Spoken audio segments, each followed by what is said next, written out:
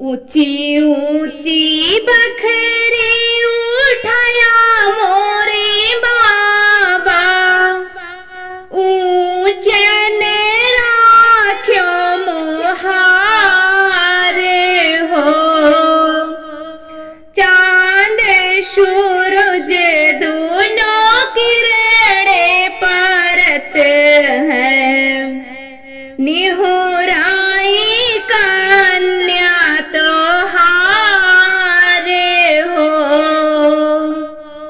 चांद सूरज दोनों किरणे परत हैं, निहुराई कन्या तो हारे हो।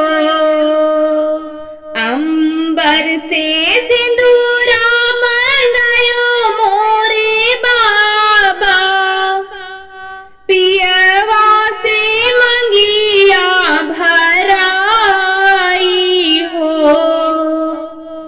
सुबह ही पंडितवा से गठिया जोड़ायो, अमर रहैया ही बाती हो।